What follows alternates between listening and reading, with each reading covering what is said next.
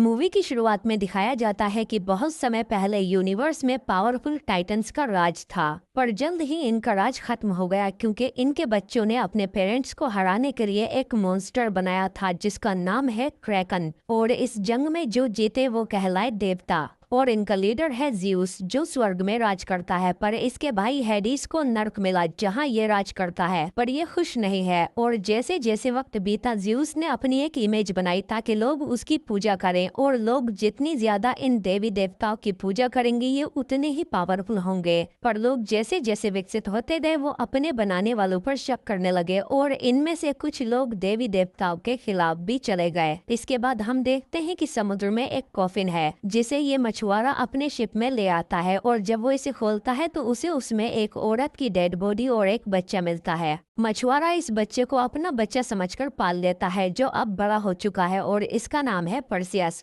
जो अपने पिता की तरह एक मछुआरा है। ये लोग आर्गस सिटी के पास आ जाते हैं जहां एक बहुत बड़ा ज़्यूस का स्टैचू है, और थोड़ी ही देर बाद इन्हें अंदाजा हो जाता है कि यहाँ कुछ तो गलत हो रहा है क्योंकि कुछ आर्मी सोल्जर्स इस मूर्ति को तोड़कर गिरा देते हैं। लेकिन तभी आसमान काला पड़ने लगता है और समुद्र में से खतरनाक क्रिएचर निकलने लगते हैं, और ये इन लोगों पर हमला कर देते हैं जिन्होंने इनके देवता का अपमान किया है। सोल्जर्स लड़ने की कोशिश करते हैं पर ये क्रिएचर एक एक करके सबको मार देते हैं और फिर एक जगह जुड़ने लगते हैं, और फिर हेडिस में ट्रांसफॉर्म हो जाते हैं जिसकी निगाह मछुआरों पर पड़ती है, और फिर ये देवता उनकी बोझ पर हमला करते हुए समुद्र में चला जाता है। इस हमले में परसियस तो बच जाता है पर इसकी फैमिली बोट में फंस जाती है, और परसियस उन्हें बचाने की हर मुमकिन कोशिश करता है पर वो इन्हें नहीं बचा पाता और बाहर आकर रोने लगता है। ऊपर स्वर्ग में जब ज़्यूस को पता चलता है कि इंसान देवताओं के खिलाफ हो गए हैं तो वो गुस्से में आग बबूला हो जाता है। तभी हेडिस भी ओलंपस आ जाता है और ज़्यूस को मनाने की कोशिश करता है कि इंसानों से इसका हिसाब लेना चाहिए, आप मुझे इजाजत दें तो मैं अरबोस के लोगों को इसकी सजा देना चाहूंगा। अपोलो मना करता है कि हमें अमर रहने के लिए इंसानों की प्रेयर्स की जरूरत है, पर ज़्यूस हेडिस की बात से सहमत है कि इंसानों को डराने की जरूरत है ताकि उन्हें देवताओं के प्यार की अहमियत समझ आ सके। इधर धरती पर परसियस को आर्गोस के आर्मी सोल्जर पकड़ लेते हैं और परसियस के राजा के महल में ले आते हैं, और एक सिपाही राजा कैफियस को बताता है कि हमारा मिशन कामयाब हुआ, हमने उस मूर्ति को तोड़कर गिरा दिया। सभी लोग इसे देवताओं की हार समझकर अपनी जीत का जश्न मनाने लगते हैं। राजा कैफियस कहता है कि अब नया दौर शुरू हो चुका है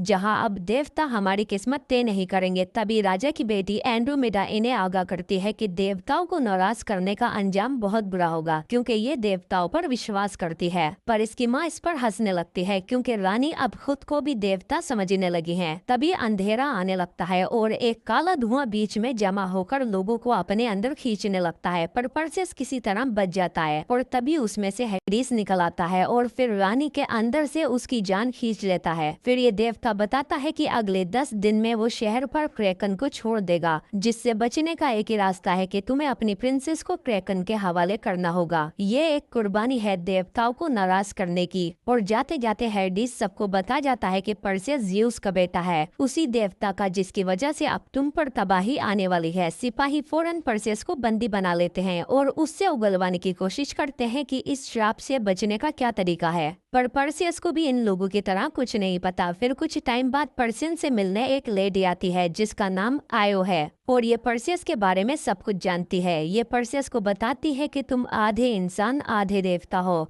वो बताती है कि तुम्हारे जन्म से पहले राजा एक्रीसियस ने देवताओं के खिलाफ जंग छेड़ दी थी, पर उसकी आर्मी को तबाह करने के बजाय ज़्यूस ने उसे सजा देने का दूसरा तरीका चुना, और राजा एक्रीसियस का रूप लेकर वो रानी के पास आ गए। और उस रात रानी को नहीं पता था कि वो ज़्यूस हैं, और जब तक एक्रीसियस वहां आया तब तक बहुत देर हो चुकी थी। इसके बाद एक्रीसियस रानी और उसके बच्चे को निकाल फेंकने का आदेश देता है, और कॉफिन को फेंकने से पहले ही ज़्यूस उस पर बिजली गिरा देते हैं और एक्रीसियस एक मॉन्स्टर में हमेशा के लिए बदल जाता है। आयो बताती है कि तुम्हारी पावर्स भी आधे देवता यानी डेमीगॉड की हैं, इसीलिए तुम क्रैकन को मार सकते हो, और अगर क्रैकन मर गया गया तो हेडीज भी कमजोर हो जाएगा, क्योंकि क्रैकन को हेडीज की बॉडी से ही बनाया गया है। परसेस समझ जाता है कि हेडीज से अपनी फैमिली का बदला लेने का यही मौका है, इसीलिए परसेस भी इन सोल्जर्स के साथ शामिल हो जाता है। इसके बाद ये लोग स्टीजन विचेस के पास जाते हैं, जिन्हें हर चीज के बारे में जानकारी है, ताकि ये पता लगा सकें कि क्रैकन को कैसे मारना है। इधर हेडीज एक्रीसियस के पास आता है और उसे बताता है कि ज़्यूस का बेटा अभी भी जिंदा है। फिर हेडीज उसे कुछ पावर्स देता है और उससे प्रॉमिस करता है कि अगर तुमने उसके बेटे को मार दिया तो मैं भी ज़्यूस को मार दूंगा। इधर परसेस को जंगल में एक जादुई हथियार मिलता है, जिसे ज़्यूस ने भेजा था परसेस के लिए, पर वो इसे लेने से मना कर देता है, क्योंकि इन्हीं देवताओं की वजह से उसकी फैमिली मारी गई थी। इसके बाद उसे जंगल में कुछ स्पेशल घोड़े मिलते हैं। तभी एक जाइंट ब्लैक हॉर्स उसके पास आता है। आयो बताती है कि इसका नाम पेगासस है, जिसे देवताओं ने तुम्हारी मदद के लिए भेजा है ताकि तुम क्रैकन को मार पाओ। लेकिन तभी इन्हें एक चीख सुनाई देती है जो एक सोल्जर की थी।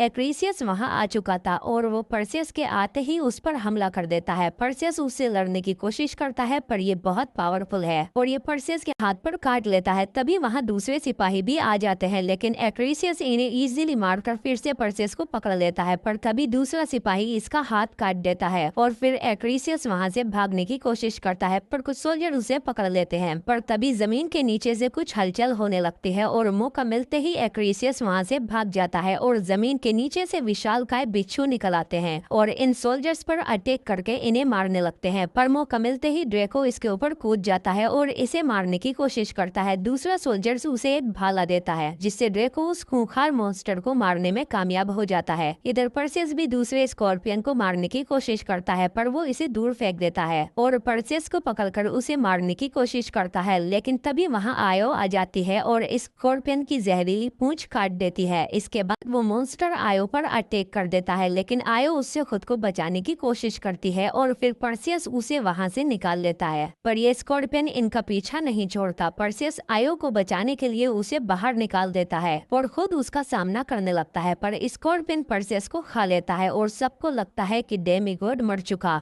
पर तभी परसेस उसको चीरकर बाहर आ जाता है। तभी दो सोल्जर्स इनकी तरफ भागते हुए आते हैं और हम देखते हैं कि स्कॉर्पियंस ने इन्हें चारों तरफ से घेर लिया है और वो इन पर अटैक करने ही वाले होते हैं। तभी कोई इन्हें दूर से ही रोक देता है। ड्रेको फौरन पहचान जाता है कि ये तो जिन है। ये लोग समझ जाते हैं कि जिन हमारी मदद के लिए आए हैं। इसके बाद जिन इन स्कॉर्पियंस को अपनी सवारी बना लेते हैं, क्योंकि इन पर चढ़कर ये अपना सफर जल्दी तय कर लेंगे। और लंबे सफर के बाद ये लोग गार्डन ऑफ स्टीजिया आ जाते हैं, जहाँ वो विचेस रहती हैं, जिन्हें सब कुछ पता है। और जब ये लोग अंदर आते हैं तो वो तीनों विचेस आ जाती हैं, जिनकी सिर्फ एक ही आंख है। ये तीनों जानकारी के बदले पेमेंट मांगती है और सोल्जर्स पर अटैक कर देती है, लेकिन परसेस उनकी आंख छीन लेता है और उन्हें धमकी देता है कि अगर तुमने क्रैकन को मारने का तरीका नहीं बताया तो मैं ये आंख डिस्ट्रॉय कर दूंगा। जिस पर ये विचेस मान जाती हैं और बताती हैं कि क्रैकन को सिर्फ मेड्यूसा ही मार सकती है, क्योंकि जो भी उसकी आंखों में देखता है वो फौरन ही पत्थर बन जाता है। इसके बाद परसेस उन्हें उनकी आंख देकर जाने लगता है और ये लोग मेड्यूसा की तलाश में निकल जाते हैं। कुछ सिपाही डरकर वापस लौट जाते हैं, पर बाकी लोग अभी भी अपने सफर पर डटे हुए हैं। इसके बाद परसेस को एक शख्स मिलता है जो कोई और नहीं बल्कि उसका पिता ज़्यूस है। वो परसेस से कहते हैं कि इस तरह तुम कभी भी क्रैकन को नहीं मार सकते और ना ही हेडीज से बदला ले सकते हो।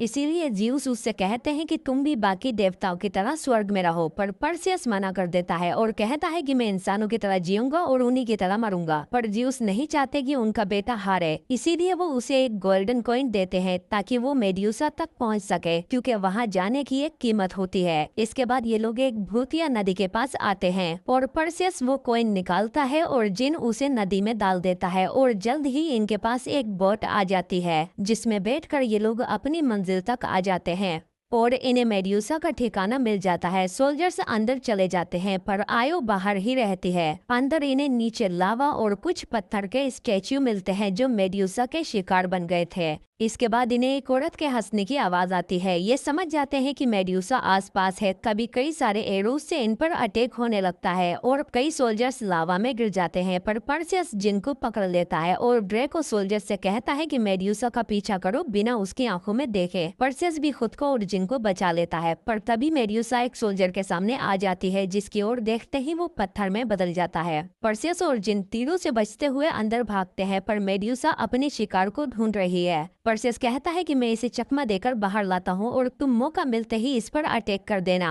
मेड्यूसा अपने शिकार का पीछा करने लगती है, पर परसियस काफी तेज है और बाकी लोग भी परफेक्ट टाइमिंग का वेट कर रहे हैं। परसियस इसे जिन के पास ले आता है। जिन उसका सिर काटने की कोशिश करता है, पर वो चूक जाता है और मेड्यूसा उसे जकड़ लेती है और उसे पत्थर में बदलने लगती है। पर जिन पर इसका कोई असर नहीं होता, क्योंकि उसकी बॉडी के अंदर कोई भी मांस यानी गोश्त नहीं है। जिन मेड्यूसा पर हंसता है और खुद को उड़ा देता है। इससे पहले मेड्यूसा रिकवर हो, तभी ड्रेको एक नुकीले पत्थर को लेकर उसकी दुम पर गिर जाता है। तभी मेड्यूसा गुस्से में मुड़कर ड्रेको की ओर देखती है, जिससे ड्रेको मुस्कुराते हुए एक पत्थर में बदल जाता है, जिससे परसेस को मौका मिल जाता है और वो अपनी शील्ड में देखकर मेड्यूसा पर फाइनल अटैक कर देता है, जिससे उसका सिर कटकर अलग हो जाता है और अंदर से सिर्फ परसेस ही बाहर आता है। पर तभी बाहर एक्रीसियस आयो को मार देता है। परसेस गुस्से में उस पर अटैक करता है, पर एक्रीसियस बहुत ताकतवर है और वो इसकी तलवार भी तोड़ देता है और परसेस पर भारी पड़ता है। लेकिन आयो को मरता देख परसेस ज़्यूस की तलवार उठा लेता है और एक्रीसियस पर अटैक कर देता है और उसे उस तलवार से मार देता है, जिसके बाद एक्रीसियस वापस इंसान में बदलकर मर जाता है। परसेस फौरन आयो के पास आता है। वो कहती है कि जल्दी जाओ और क्रेकन को मार कर लोगों को बचा लो। इसके बाद आयो मर जाती है। तभी वहाँ पेगासस आता है, जिस पर बैठकर परसेस आर्गोस शहर की ओर आने लगता है। इधर समुद्र से क्रेकन के टेंटिकल्स भी बाहर आने लगते हैं और लोग समझ जाते हैं कि क्रेकन आने वाला है। इसीलिए लोग प्रिंसेस को बांधकर लटका देते हैं, ताकि इसकी कुर्बानी से क्रेकन बाकी सबको छोड़ दे।